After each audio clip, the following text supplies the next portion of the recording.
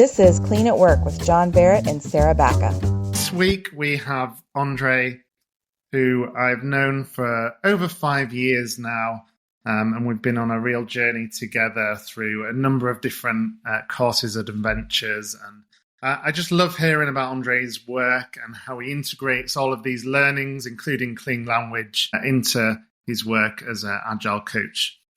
Generally works in the safe space, which is a scaling framework, but also isn't limited to that. Has a large Agile coaching and coaching background. Is currently working towards his ICF PCC level certification, which, for those that don't know, is quite a high bar of coaching proficiency, and mixes in all sorts of different practices in that, including coactive, clean language, and many, many more I'm sure I'll talk about. So, Andriy. Great to be here. Thank you, John. Tell us, Andriy, how do you use clean in your work? In really variety of ways, in variety of fields. So you already mentioned coaching. Yeah, maybe during the coaching, it's one of straightforward ways when to use it and how to use it. In understanding on what's happening in building relationship, or whether it's one single customer or like one single person, or it's a team or a stakeholder, depending on the situation. So what else? Facilitation, that's the next thing that comes to my mind, to use the clean language during the facilitation sessions. And as well, maybe one of the interesting, or maybe one of the most interesting things where I'm using clean language is when I'm doing research, when I'm doing discovery with a new engagement with a customer. I'm using this as the part of, let's call it a practice or a tool, whatever, doesn't matter, empathy interviews, when my goal is to understand stakeholders separately, each of them or all them together, on what's happening, and in the way not to contaminate anything with my biases or with any questions that I might bring. I'm asking clean and cleanish questions to understand what's going on, to understand people's perspective, to understand like how they see the world from their side, and building up empathy with them to put out myself into their shoes as much as I can. And the clean language in this, one of the greatest tools. How did you first find out about clean language? It's all because of John. It's John's fault. And in one of the training sessions, as I remember, he started to talk differently. Mm-hmm. And for me, it was sound weird. And I was like, hey, what's going on there? And only later on, he explained what it's all about. So I got this, let's say, from decent time feeling like I don't know what's going on there. And that's also maybe impacted, sorry, John, it's also impacted on the way how I'm using the clean language. I never do it like that.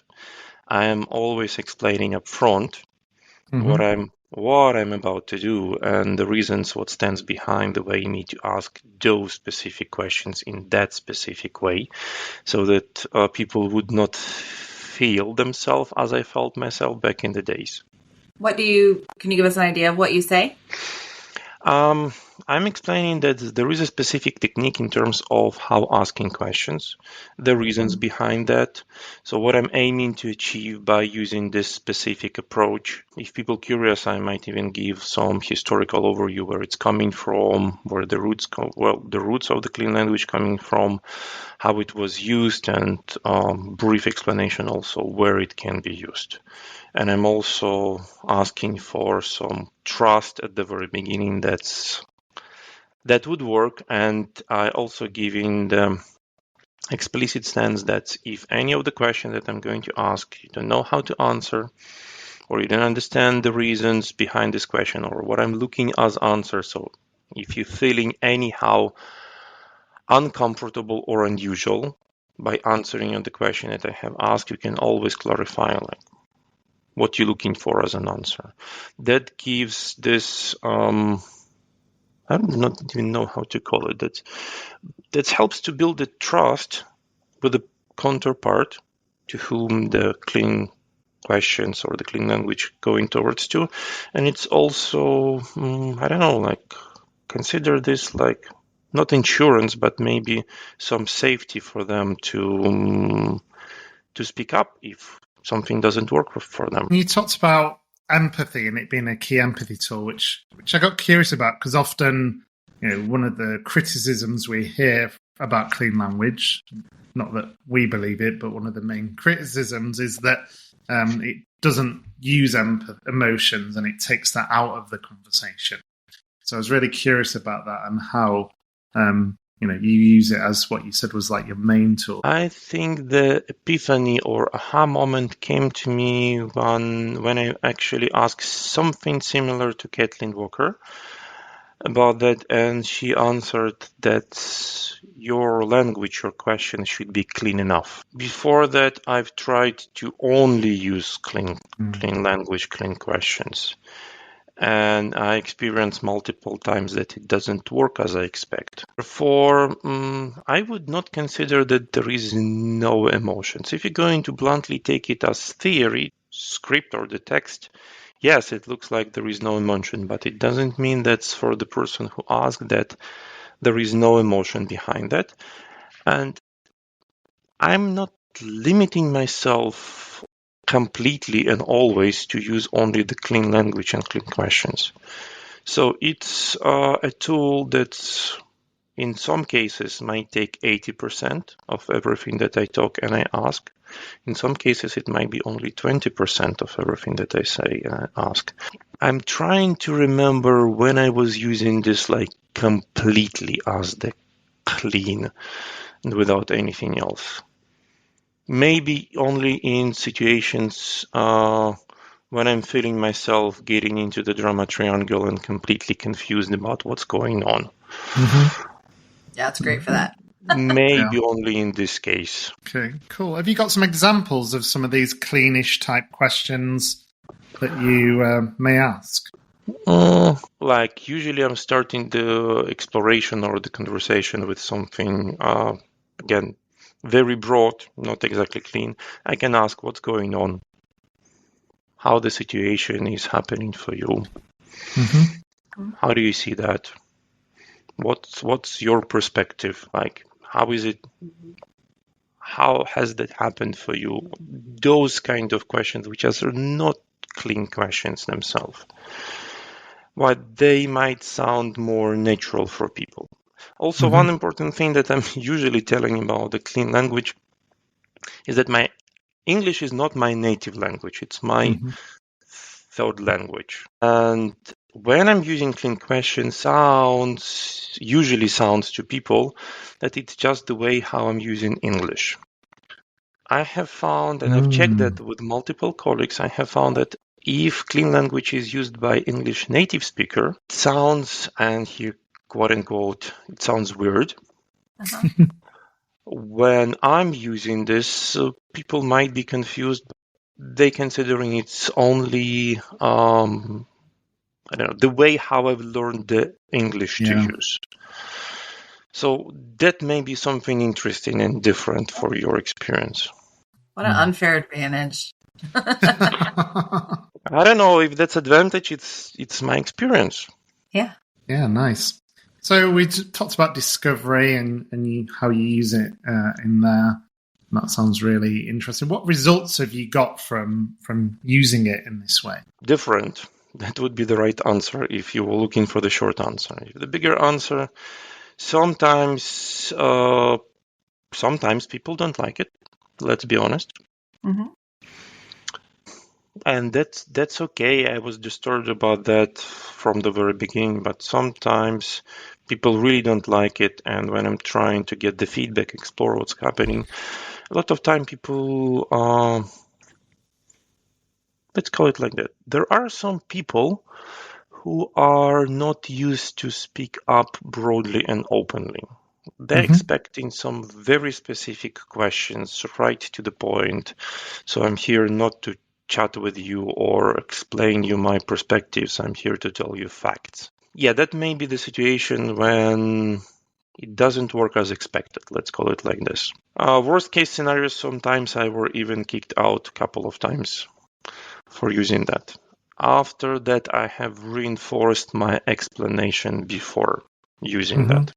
So I am more explicit in terms of what is that, how that's used, how it's working, the reasons behind it. I also explaining that it might sound to some extent unusual, and there is reason to ask me this kind of question in this specific way, and also in this specific order.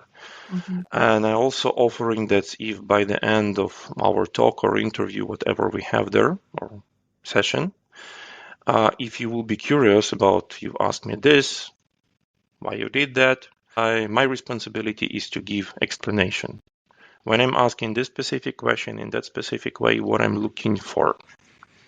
Not a specific answer, but what kind of information and what way of information I'm looking for.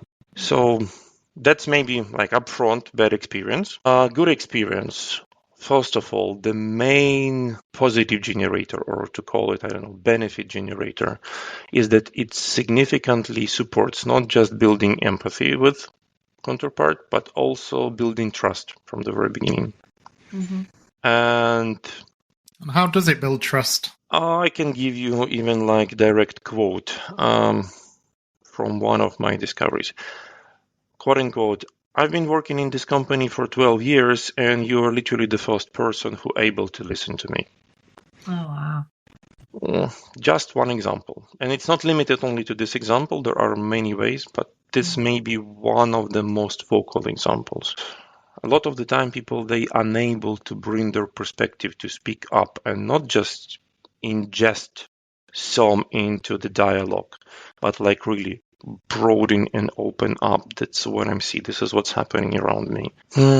Yeah, that's how it supports building trust. Then what I also notice, again, it's not about all. It doesn't work as expected from my experience with everyone and with all. Well, significant parts of people with who I have used that, they later on more comfortable to bring up their concerns, problems, to share what they see. Maybe that would be to answer it shortly. I can keep going on and bringing other examples, but that's maybe the essence. Can you give us an example of a time that you used it when you were working with an individual or a team?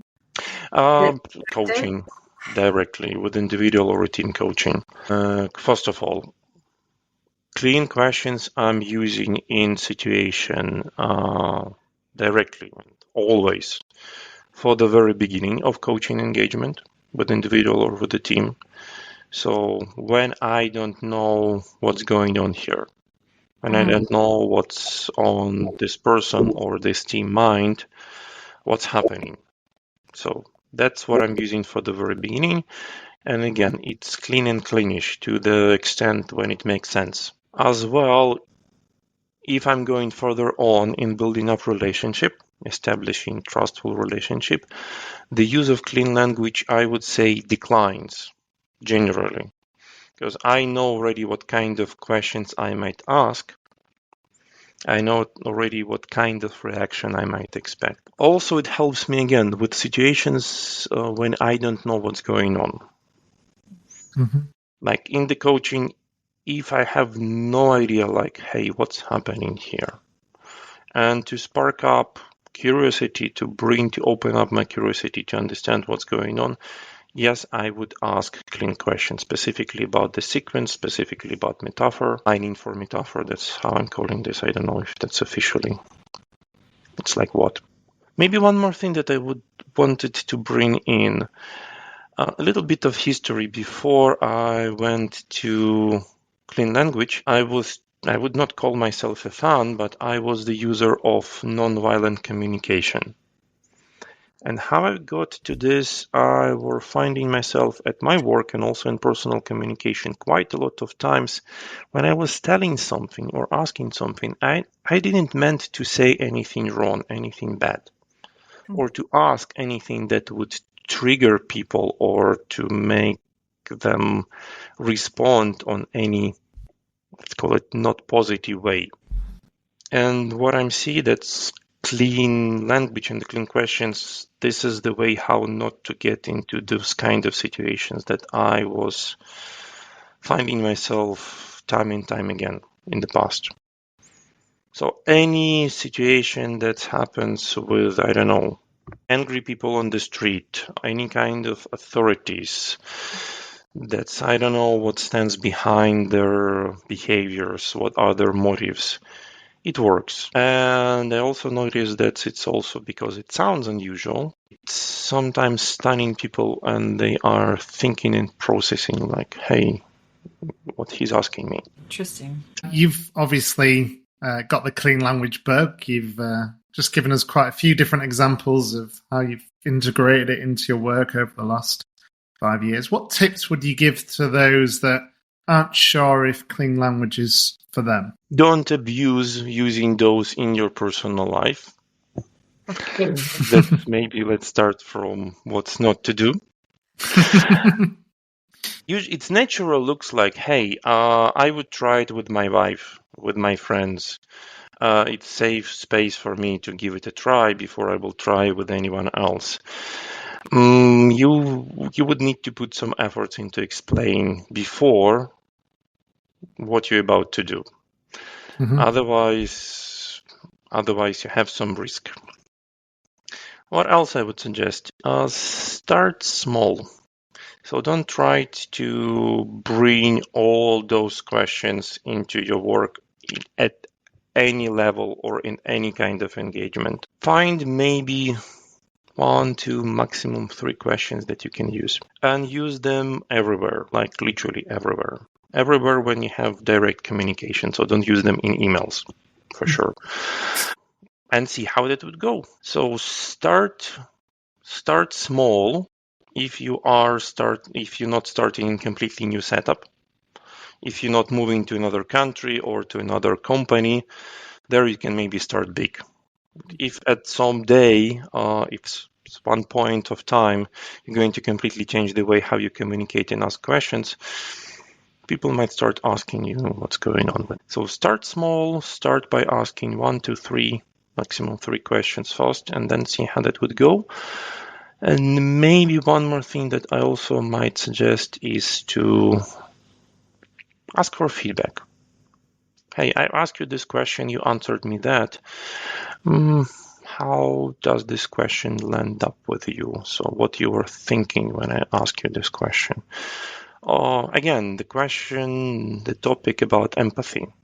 You also need to understand how those questions land with other people. And please consider as well that question itself, it's not everything. It's also context, environment where you're asking those questions, and it's also the way, when, how you're asking these questions and for what kind of purpose. The tone of language, the sound of voice might make a significant difference. And something that you might consider a clean question might be absolutely not clean for the recipient in some specific situations and some specific ways. Be careful. Speaking of questions like landing differently for people in different circumstances and contexts, you had talked about how you were a coactive trained coach, and sometimes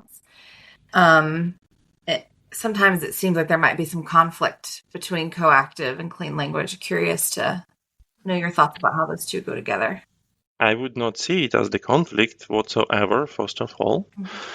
Again, the question of when you use the tool for what appropriate situation, for what appropriate context. Like if you're going to talk explicitly only about clean language and coactive. With use of coactive, I always, at the discovery and the very beginning of engagement, I would use clean language. And there will be a lot of them. At the very beginning. Later on, I already we getting to know each other in the coaching relationship, then the use of clean language going to be maybe minimal. They help a lot. Questions help a lot in discovering what's going on. Also, I've noticed that sometimes clients, they pick up those questions to ask themselves. If they're receiving those questions a lot from my side, they're starting to ask those questions by themselves. And again, going back to the quote from Kathleen Walker, you need to be clean enough. So I don't see here any controversy. I don't see any conflict in that. This is the tool that can be used in appropriate time, in appropriate way. The mastery to find out when to use it and when not to use it, that's a challenge. Indeed. So we're getting to the end of the session. Just wondering what's next for you, Andriy, especially in the clean world. Quite a lot of things. Up for bringing knowledge and the experience that I have. I do have in plans quite a few webinars coming up. I also asked multiple times, I don't have time for that, to bring up some blog posts about that. Watch out, social networks, some interesting things coming up. And I also have maybe to give a little bit of hint. I'm right now looking for the way, and it's work in progress, so I don't know answers. I don't know what to share specifically. Right now, it's still work in progress on how to use clean questions when working with the metrics. But it's so far in very beginning fertile start. Work on that. Definitely want to get you back in when you've worked that one out, Andriy. I'm sure that'll be interesting for a lot of people. I would be glad. It would be my pleasure. Great. So thank you for talking about how you use Clean at Work. For those listening, thank you for staying to the end. Please do like and subscribe to the podcast through your favorite podcast provider, and we'll see you all in 2 weeks' time for the next episode of Clean at Work.